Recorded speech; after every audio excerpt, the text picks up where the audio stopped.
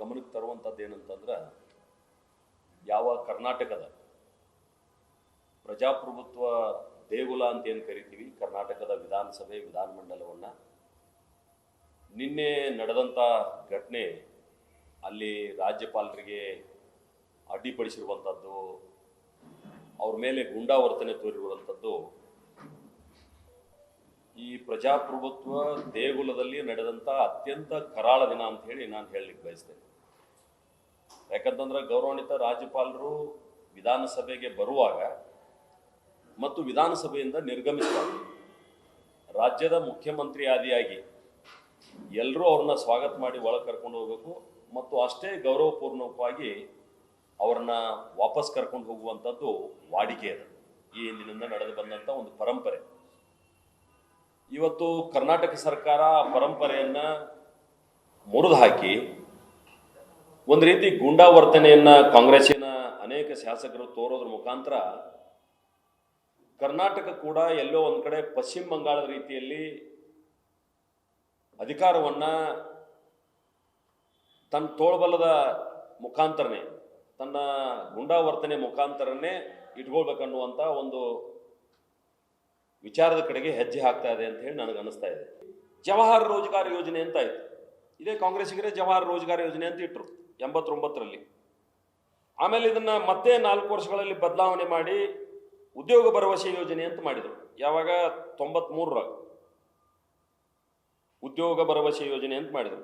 99ರೊಳಗ Jawahar gram ಸಮೃದ್ಧಿ ಯೋಜನೆ ಅಂತ ಮಾಡಿದರು. ಆಮೇಲೆ 2001ರೊಳಗ ಸಂಪೂರ್ಣ ಗ್ರಾಮೀಣ ರೋಜ್ಗಾರ್ ಯೋಜನೆ ಅಂತ ಮಾಡಿದರು. 2004ರಾಗ ನಿಮಗೆಲ್ಲ ನೆನಪದೆ ಅಂತ ಭಾವಿಸ್ತೇನೆ ನಾನು, ಯಾಕಂದ್ರೆ 20-21 ವರ್ಷದ ಘಟನೆ. ಕೂಲಿಗಾಗಿ ಕಾಳು ಅಂತ ಪ್ರಾರಂಭ ಆಯ್ತಲ್ಲ ಅವಾಗ. ಅದು ರಾಷ್ಟ್ರೀಯ ಕೆಲಸಕ್ಕಾಗಿ ಆಹಾರ ಅಂತಕ್ಕಂಥ ಹೆಸರಿನ ಮೇಲೆ ಈ ಕಾರ್ಯಕ್ರಮ ನಡೀತು. ನಾವು ಹಳ್ಳಿಯೊಳಗೆಲ್ಲ ಅದನ್ನ ಕೂಲಿಗಾಗಿ ಕಾಳು ಅಂತ ಹೇಳ್ತಾ ಇದ್ದೀವಿ. 2005-6ರೊಳಗ ಕೇಂದ್ರ ಸರ್ಕಾರ ನರೇಗಾ ಅಂತ ಮಾಡಿತು. ಯಾವಾಗ ಚುನಾವಣೆ ಬಂತು, ಆ ಚುನಾವಣೆ ಬಂದಂಥ ಸಂದರ್ಭದಲ್ಲಿ ಮಹಾತ್ಮ ಗಾಂಧಿ ಹೆಸರು ಸೇರಿಸಿದ್ರೆ ನಮ್ಗೆ ಓಟ್ ಹೆಚ್ಚು ಬರ್ತಾವ ಅಂತ ಹೇಳಿ ನರೇಗಾವನ್ನ ಮಹಾತ್ಮ ಗಾಂಧಿ ನರೇಗಾ ಅಂತ ಮಾಡಿದ್ರು, ಮನ್ನರೇಗಾ ಮಾಡಿದ್ರು. ಹೀಗೆ ಕಾಲಕ್ಕೆ ಮಸೂದೆಗಳು ಬದಲಾವಣೆ ಆದಂಗ ಅದಕ್ಕೆ ಪೂರಕವಾದಂಥ ಅವತ್ತಿನ ಕಾಲಘಟ್ಟಕ್ಕೆ ಏನೇನು ಹೆಸರು ಬೇಕು ಆ ಹೆಸರನ್ನ ಹಿಂದಿನ ಸರ್ಕಾರಗಳು ಇಟ್ಕೊಂಡ್ ಬಂದವು. ಕಾಂಗ್ರೆಸ್ ಸರ್ಕಾರ ಕೂಡ ಅದರಿಂದ ಹೊರತಾಗಿಲ್ಲ. ಜವಾಹರ್ ಹೆಸರಿತ್ತು ಅಂತ ತೆಗೆದ್ರು, ಕೂಲಿಗಾಗಿ ಕಾಳಿತ್ತು ಅದನ್ನು ತೆಗೆದ್ರು. ಈ ಎಲ್ಲ ಹೆಸರುಗಳನ್ನು ತೆಗೆದು ಮನ್ನರೇಗಾ ಅಂತ ಇಟ್ಟರು. ಯಾವಾಗ ಇಟ್ಟರು? 2000 ಮೋಸ್ಟ್ಲಿ ಇದು 26 ಈಗ, ಅಂದರೆ ಚುನಾವಣೆ ಸಂದರ್ಭದಲ್ಲಿ 2020 ಅಂತ ಕಾಣಿಸ್ತದ, 19-20 ಆ ಸಮಯದಲ್ಲಿ ಇದನ್ನಿಟ್ಟರು ಮಹಾತ್ಮ ಗಾಂಧಿ ಅಂತೇಳಿ. 20 ವರ್ಷ ಆಯ್ತು ಈಗ ಅದನ್ನ ಹೆಸರಿಟ್ಟು. ಇವತ್ತಿನ ಕಾಲಘಟ್ಟದೊಳಗೆ ಬಹಳ ದೊಡ್ಡ ಪ್ರಮಾಣದ ಬದಲಾವಣೆ ಆಗಿದೆ ದೇಶದೊಳಗೆ. 25% ಜನ ಬಡತನ ರೇಖೆಯಿಂದ ಮೇಲ್ ಬಂದಿದ್ದಾರೆ. ಮತ್ತು ಈ ಯೋಜನೆಯನ್ನ ಕರ್ನಾಟಕ ಸರ್ಕಾರ ಬಂಗಾರದ ಮೊಟ್ಟೆ ಇಡೋ ಕೋಳಿ ಅಂತ ತಿಳ್ಕೊಂಡಿತ್ತು. ಕರ್ನಾಟಕ ಸರ್ಕಾರ ಅಂದ್ರೆ ಯಾವುದೇ ದಕ್ಕಿಲ್ದ ಕೇಂದ್ರ ಸರ್ಕಾರದಿಂದ 90% ಅನುದಾನ ನಮಗೆ ಬರ್ತಾ ಇತ್ತು. 86,000 ಕೋಟಿ ಅನುದಾನ ಒಟ್ಟು ದೇಶದಲ್ಲಿ ಇದಕ್ಕೆ ಬಿಡುಗಡೆ ಆಗ್ತಾ ಇತ್ತು.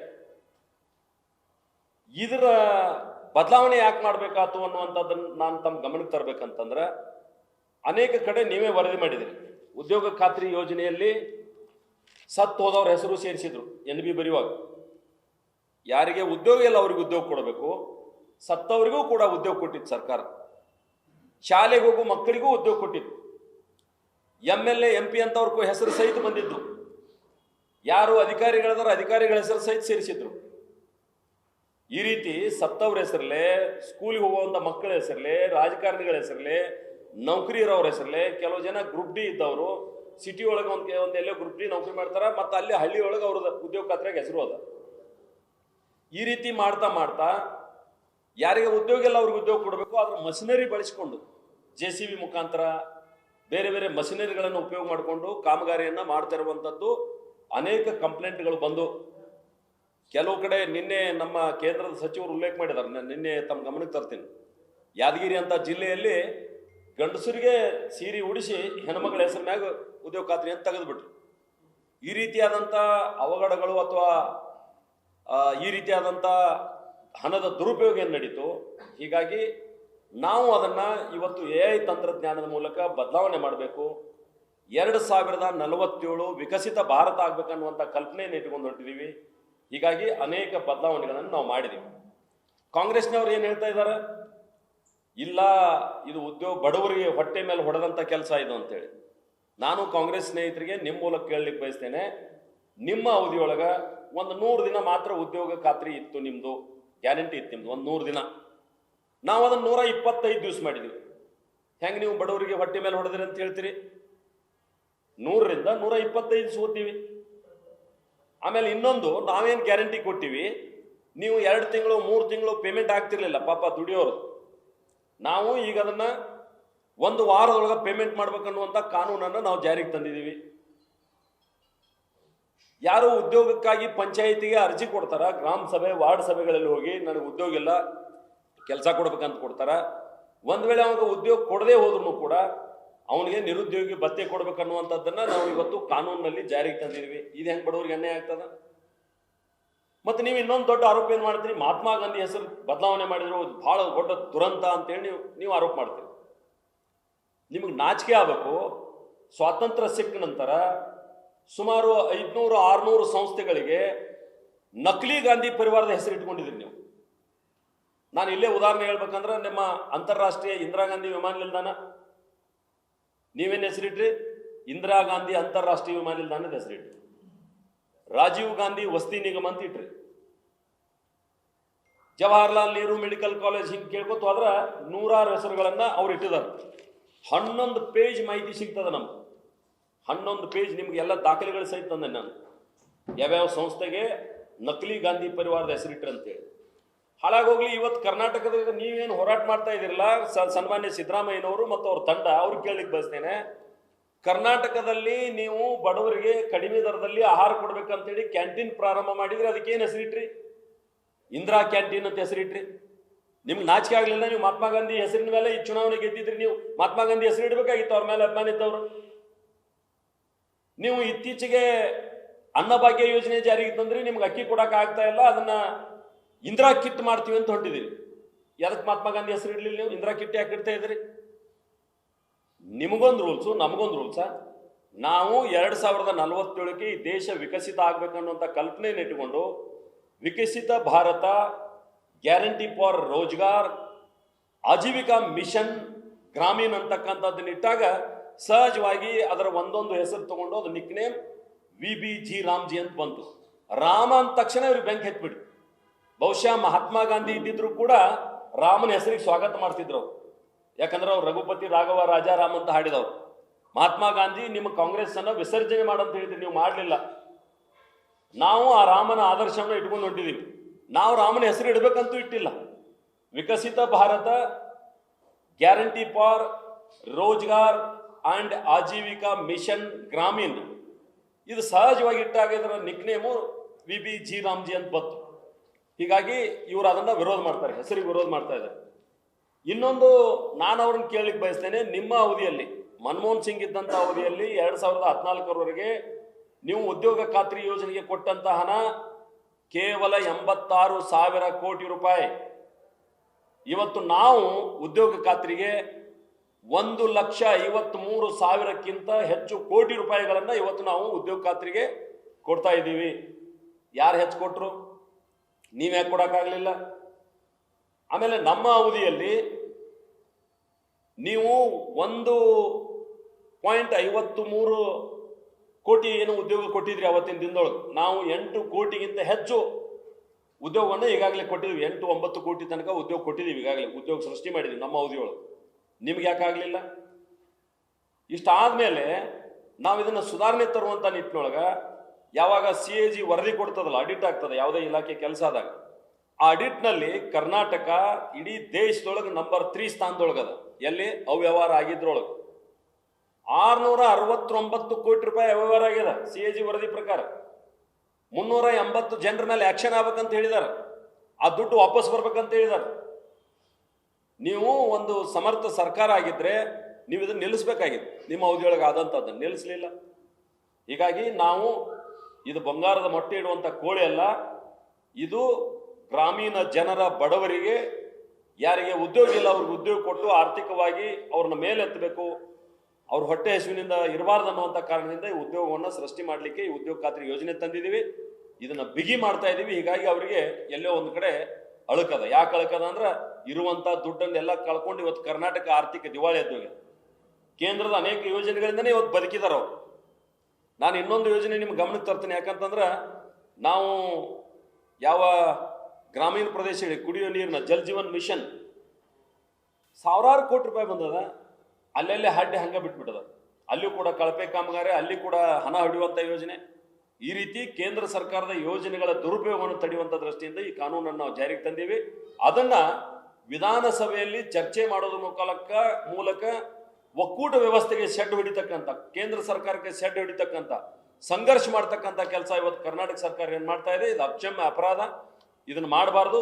ಈ ರೀತಿ ಸಂಘರ್ಷಕ್ಕಿಳಿಯೋದ್ರಿಂದ ರಾಜ್ಯಕ್ಕೆ ಲಾಭ ಆಗೋದಿಲ್ಲ, ರಾಜ್ಯಕ್ಕೆ ಹಾನಿ ಆಗ್ತದ. ಅದಕ್ಕೆ ಉದಾಹರಣೆ ಇವತ್ತು ಪಶ್ಚಿಮ ಬಂಗಾಳ ಅನ್ನುವಂಥ ಮಾತನ್ನ ತಮ್ಮ ಗಮನಕ್ಕೆ ತರ್ತಾ ಈ ಘಟನೆ ಅತ್ಯಂತ ಕರಾಳ ಘಟನೆ ಅಂತೇಳಿ ನಾನು ಬಣ್ಣಿಸಿ ರಾಜ್ಯಪಾಲರ ಮತ್ತು ರಾಜ್ಯದ ಜನರ ಕ್ಷಮೆಯನ್ನ ಕರ್ನಾಟಕ ಸರ್ಕಾರ ಕೇಳಬೇಕು, ಅಭಿವೃದ್ಧಿ ಪರವಾದ ಚಿಂತನೆಗಳನ್ನ ಮಾಡಬೇಕಂತೇಳಿ ತಮ್ಮ ಮೂಲಕ ನಾನು ಒತ್ತಾಯವನ್ನು ಮಾಡಲಿಕ್ಕೆ ಬಯಸ್ತೇನೆ.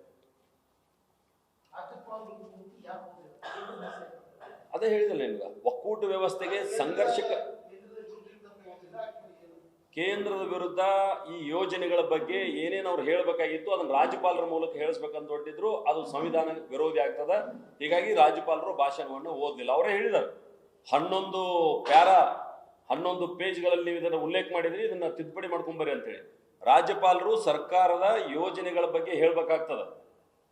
ಆದ್ರೆ ಕೇಂದ್ರ ಸರ್ಕಾರ ಜೊತೆ ಸಂಘರ್ಷಕ್ಕಿಳಿಯುವಂಥದ್ದನ್ನು ರಾಜ್ಯಪಾಲರು ಓದುವಂಥ ಉದಾಹರಣೆ ಇಲ್ಲ. ಹಿಂದಿನ ಹಂಸರಾಜ್ ಭಾರದ್ವಾಜ್ ನೀವು ತಗೊಳ್ರಿ ಉದಾಹರಣೆ, ನೆನಪು ಮಾಡಿಕೊಡ್ರಿ. ಅಥವಾ ಖುರ್ಷಿದ್ ಆಲಂ ಖಾನ್ ಅವರು ಉದಾಹರಣೆ ತಗೊಳ್ರಿ. ಅಥವಾ ಇತ್ತೀಚೆಗೆ ನಾನು ಈ ಸರ್ಕಾರ ಕಿತ್ತೆ ಹೋಗ್ತೇನೆ ಅಂತ ಬಂದ್ರಲ್ಲ ಯಾರು ಅವ್ರ ರಾಜ್ಯಪಾಲರು, ಯಡಿಯೂರಪ್ಪನವರು ಆಡಳಿತೊಳಗೆ. ಈ ರೀತಿ ಅವ್ರ ರಾಜ್ಯಪಾಲರು ಯಾವ ರೀತಿ ನಡ್ಕೊಂಡಾರ ಅನ್ನುವಂಥದ್ದು ಕೂಡ ಇವತ್ತು ಉದಾಹರಣೆ ಇದೆ.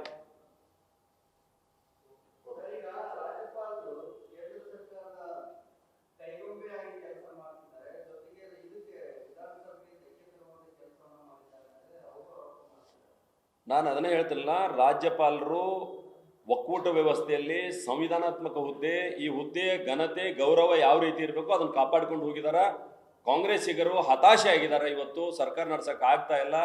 ಕೇವಲ ನಕಲಿ ಗಾಂಧಿಗಳನ್ನು ಮೆಚ್ಚಿಸುವಂತ ದೃಷ್ಟಿಯಿಂದ ಕರ್ನಾಟಕ ಸರ್ಕಾರ ಕಷ್ಟಪಡ್ತಾ ಇದೆ. ಮಾನ್ಯ ಸಿದ್ದರಾಮಯ್ಯನವರು ಕೂಡ ನಕಲಿ ಗಾಂಧಿ ಅವ್ರನ್ನ ಮೆಚ್ಚಿಸಿದ್ರೆ ನಾನು ಕುರ್ಚಿ ಉಳಿತದ ಅಂತೇಳಿ ಅವರು ಕೂಡ ಆ ಕಾರ್ಯಕ್ಕೆ ಕೈ ಹಾಕಿದ್ದಾರೆ.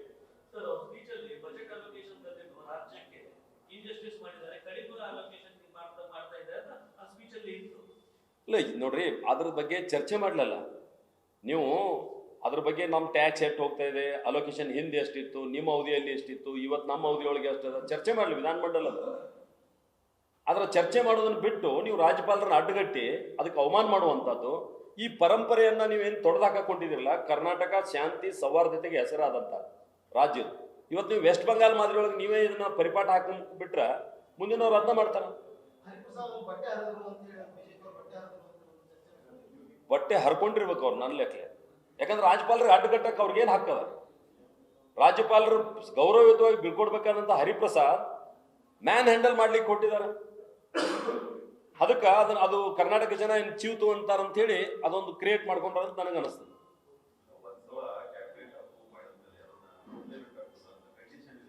ಇಲ್ಲ ಇಲ್ಲ, ರಾಜ್ಯಪಾಲರನ್ನ ಹಿಂಗೆ ಮಾಡ್ರಂತ ಹೇಳಲಿಕ್ಕೆ ಅವಕಾಶ ಇಲ್ಲ. ರಾಜ್ಯಪಾಲರಿಗೆ ಅವ್ರದೇ ಆದಂತ ಕರ್ತವ್ಯ ಜವಾಬ್ದಾರಿ ಇದೆ. ಆ ಜವಾಬ್ದಾರಿನ ಅತ್ಯಂತ ಯಶಸ್ವಿಯಾಗಿ ನಿಭಾವಣೆ ಮಾಡಿದಾರ. ಮೊದಲನೇ ಪ್ಯಾರ ಮತ್ತು ಕೊನೆಯ ಪ್ಯಾರ ಓದಿದರು. ಹೀಗಾಗಿ ಯಾವ ಕಾಂಪ್ಲಿಕೇಟೆಡ್ ಹಂಗಿದ್ರೆ ಏನವ್ರು ಕರ್ನಾಟಕ ಸರ್ಕಾರ ಕೈಗೊಂಬೆನ ನೀವು ಹೇಳ್ತಾ ಇದ್ರಲ್ಲ, ಕೇಂದ್ರ ಸರ್ಕಾರದ ಕೈಗೊಂಬೆ ಅಂತೇಳಿ ಕಾಂಗ್ರೆಸ್ನವ್ರು ಹೇಳ್ತಾ ಇದಾರೆ ಅಂತೇಳಿ. ಹಂಗಾರೆ ಕಾಂಗ್ರೆಸ್ ಸರ್ಕಾರದ ಕೈಗೊಂಬೆ ಆಗ್ಬೇಕು ರಾಜ್ಯಪಾಲರು? ಅಲ್ಲ, ಅದು ನೋಡ್ರಿ, ಅದು ಬೇರೆ ವಿಚಾರ. ಕಾನೂನು ಪ್ರಕಾರ ಅವ್ರು ಏನು ಹೋರಾಟ ಮಾಡ್ತಾರೆ ಮಾಡಲಿ, ಅಥವಾ ಜನತಾ ನ್ಯಾಯಾಲಯದೊಳಗೆ ಏನು ಹೇಳ್ತಾರೆ ಹೇಳಿ. ಆದ್ರೆ ಅದನ್ನ ಬಿಟ್ಟು ಮ್ಯಾನ್ ಹ್ಯಾಂಡಲ್ ಮಾಡಕ್ ಹೊಂಟಿರಲ್ಲ. ನಿಮಗೆ ಕೊಟ್ಟಂತ ಯೋಜನೆಗಳನ್ನ ನಾನು ಉದಾಹರಣೆ ಇದೇ ಜಿಲ್ಲೆದ ಹೇಳೋದಾದ್ರೆ, ಕಾರ್ಪೊರೇಷನ್ಗೆ ಸ್ಮಾರ್ಟ್ ಸಿಟಿ ಹಿಂದೆ ತಕ್ಕೊಂಡಿಲ್ಲ ನಾವು. ಈಗಲೂ ಕೂಡ 165 ಕೋಟಿ ರೂಪಾಯಿ ನೀವು ಯಾವುದದು ತ್ಯಾಜ್ಯ ನಿರ್ವಹಣೆಗಾಗಿ ನಾವು ಕೊಡಕ್ಕೆ ರೆಡಿ ಇದೀವಿ. ಅದರ 20% ದುಡ್ಡು ತುಂಬಾಕ್ ನಿಮ್ಮ ಕಡೆಯಿಂದ ಆಗ್ತಾ ಇಲ್ಲ. ನಾವು 152 ಕೋಟಿ ರೂಪಾಯಿ ಈ ESI ಆಸ್ಪತ್ರೆಗೆ ತಂದಿದ್ದೀವಿ. ಅಲ್ಲಿಂದ ಶಿಫ್ಟ್ ಮಾಡಿ ಆ ಜಾಗ ಖಾಲಿ ಮಾಡ್ತಾ ಇಲ್ಲ ಕಳೆದ 3 ವರ್ಷದಿಂದ. ನಾವು 252 ಕೋಟಿ ರೂಪಾಯಿ MSME ಟೆಕ್ ಪಾರ್ಕ್ ತೊಗೊಂಡ್ಬಂದೀವಿ. ಈ ಖಾತೆ ಮಾಡಿಕೊಡ್ತಾ ಇಲ್ಲ ಕಾರ್ಪೊರೇಷನ್ದಾಗ. 16 ಬಾರಿ ಮೀಟಿಂಗ್ ಮಾಡಿಕೊಟ್ರು ಕೂಡ. ನಾವು ಕೇಂದ್ರೀಯ ವಿದ್ಯಾಲಯ ತರಲಿಕ್ಕೆ ಪ್ರಯತ್ನ ಮಾಡ್ತಾ ಇದೀವಿ. ತಹಸೀಲ್ದಾರ್ ಕಚೇರಿ ದಾಟ್ತಾ ಇಲ್ಲ ಕೇಂದ್ರೀಯ ವಿದ್ಯಾಲಯ. ಅದೇ ರೀತಿ ನಾವು ಯಾವುದು ಸ್ಪೋರ್ಟ್ಸ್ ಕಾಂಪ್ಲೆಕ್ಸ್ ತರಲಿಕ್ಕೆ ಪ್ರಯತ್ನ ಮಾಡ್ತಾ ಇದೀವಿ. ಅಂದ್ರೆ ಕೇಂದ್ರ ಸರ್ಕಾರ ಕೊಟ್ಟಿರ್ತಕ್ಕಂಥ ಯೋಜನೆಗಳನ್ನ ಸರಿಯಾಗಿ ಸದ್ವಿನಿಯೋಗ ಮಾಡಿಕೊಂಡು ನೀವು ಇನ್ನೂ ಅವ್ರನ್ನ ಡಿಮ್ಯಾಂಡ್ ಮಾಡಿದ್ರೆ ಕೊಡ್ಲಿಕ್ಕೆ ಸಾಧ್ಯ ಅದ. ಸೌಹಾರ್ದಯುತ ವಾತಾವರಣದಲ್ಲಿ ಹೋಗಿ ಮಂತ್ರಿಗಳನ್ನ ಭೇಟಿ ಆದ್ರೆ ನೀವು ಈ ರೀತಿ ಬಂದಂತ ಯೋಜನೆಗಳನ್ನ ನೆಗ್ಲೆಕ್ಟ್ ಮಾಡಿ ಮತ್ತೆ ಸಂಘರ್ಷಕ್ಕಿಳಿಯುವಂತದ್ದು ಇದು ಒಳ್ಳೆ ಬೆಳವಣಿಗೆ ಏನು ಅಂತ ನಾನು ನಿಮ್ಮನ್ನ ಕೇಳಲಿಕ್ಕೆ ಬಯಸ್ತೇನೆ.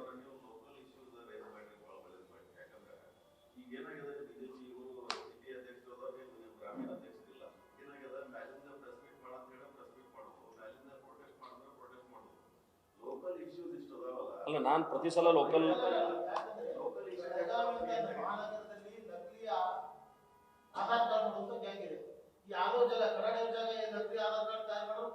ಕೊಟ್ಬಿಡ್ತಾರೆ.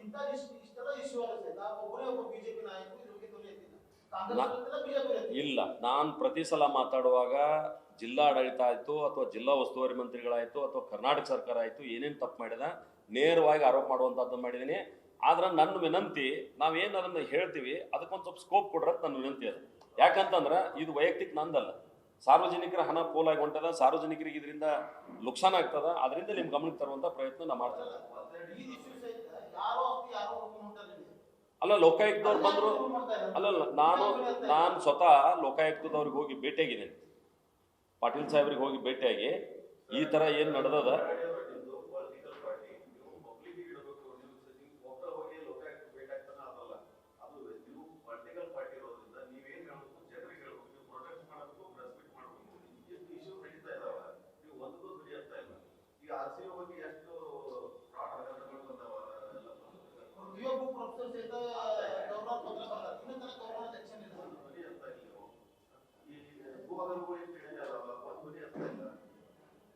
ಅಲ್ಲ, ನಾನಂತೂ ನನ್ನ ಪ್ರೆಸ್ ಮೀಟ್ ಮಾಡುವಂಥ ಸಂದರ್ಭದೊಳಗೆ ಆದ್ಯತೆ ನಂದು ಜಿಲ್ಲೆಗೆ ಕೊಟ್ಟಿದೆ.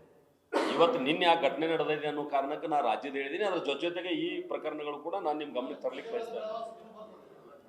ಅದಲ್ಲ, ಅದನ್ನು ಆ ಘಟನೆಗಳು ತಂದಿವಲ್ಲ ನಿಮ್ಮ ಗಮನಕ್ಕೆ.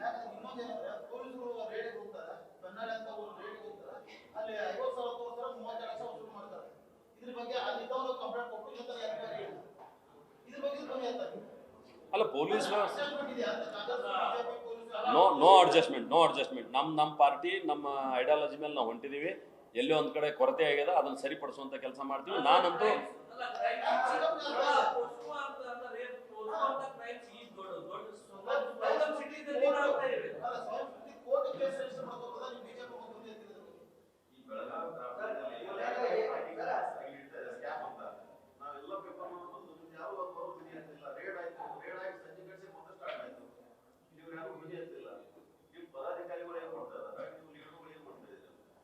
ಸರಿ ಇದೆ.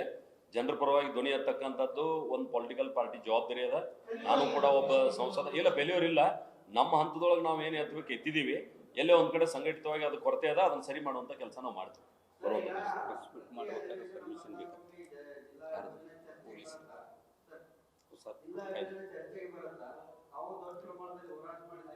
ಯಾವುದು? ಹಾ ಹಾ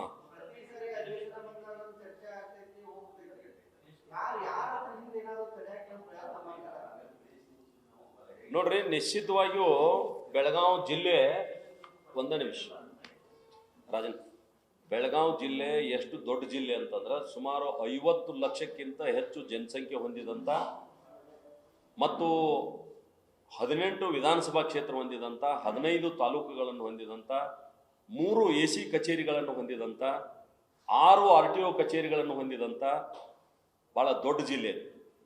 ಇದನ್ನ 5 ಜಿಲ್ಲೆ ಮಾಡಿದ್ರು ತಪ್ಪಿಲ್ಲ. ಯಾಕಂದ್ರೆ ನೀವು ಯಾದಗಿರಿ, ಗದಗ, ಕೊಡಗು ಆ ಥರದ ಜಿಲ್ಲೆಗಳನ್ನ 3 4 ತಾಲೂಕಿಗೆ ಒಂದು ಜಿಲ್ಲೆ ಮಾಡಿದಿರಿ. ನಮ್ಮಲ್ಲೂ ಇಷ್ಟು ಜನಸಂಖ್ಯೆ ನೋಡಿದ್ರೆ ನೀವು 10 ಲಕ್ಷಕ್ಕೆ ಒಂದು ಜನಸಂಖ್ಯೆಗೆ ಒಂದೊಂದು ಜಿಲ್ಲೆ ಇಟ್ಟರು 50 ಲಕ್ಷ ಜನಸಂಖ್ಯೆಗೆ 5 ಜಿಲ್ಲೆ ಮಾಡಿದ್ರು ತಪ್ಪಿಲ್ಲ.